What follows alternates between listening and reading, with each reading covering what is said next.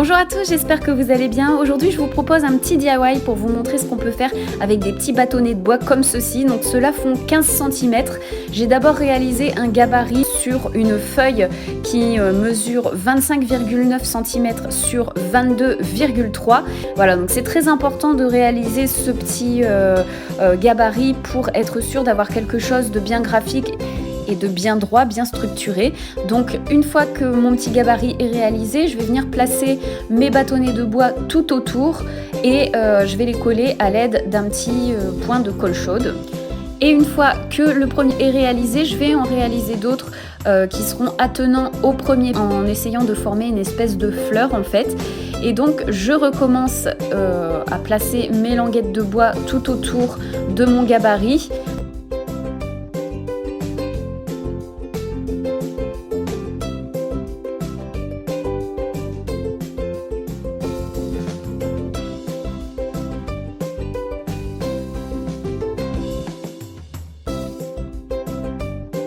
Le second étant terminé, je vais tourner d'un quart de tour ma réalisation et je vais continuer.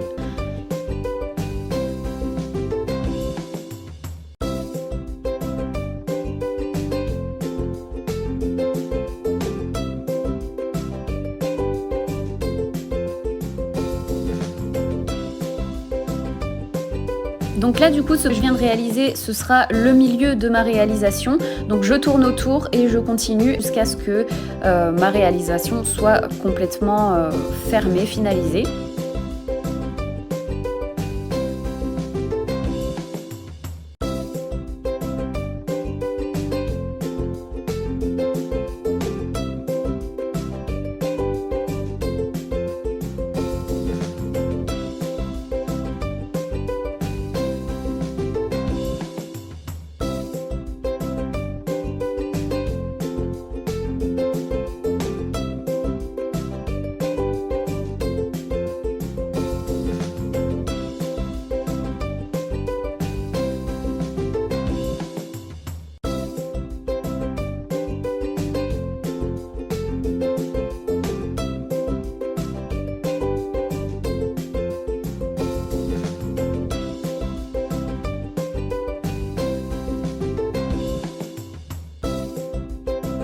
Une fois que c'est terminé, voici ce que j'obtiens. Vous voyez, ça fait comme une espèce de fleur en fait.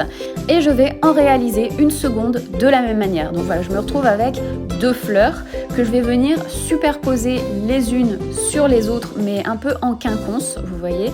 Je vais décaler la seconde fleur un petit peu sur le côté de manière à avoir une forme géométrique vraiment très jolie. Et une fois que c'est fait, je mets des petits points de colle pour pouvoir sceller les deux pièces ensemble.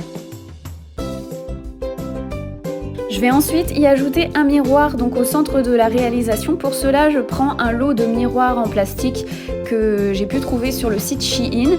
Je vais également utiliser une petite plaque de carton de forme ronde que je colle au milieu et ensuite je viens coller mon miroir au centre de ce carton. Une fois que c'est terminé, je vais enrouler de la corde de jute que j'ai trouvée chez Action tout autour du miroir de manière à dissimuler complètement la plaque de carton.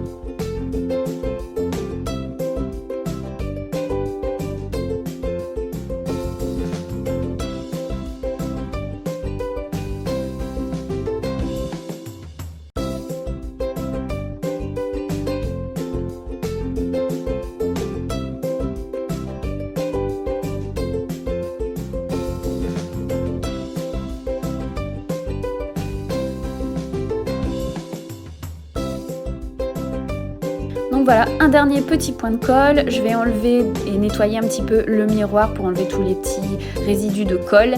Et on a terminé, on a un très joli miroir graphique qui est très grand. Il a vraiment un look très design et pourtant il a coûté moins de 10 € en termes de matériaux pour pouvoir le réaliser. Posé sur un grand mur blanc, ça rend vraiment très bien et ça habille le mur. Donc voilà, j'espère que ça vous aura plu et je vous fais tout plein de bisous. Bye bye!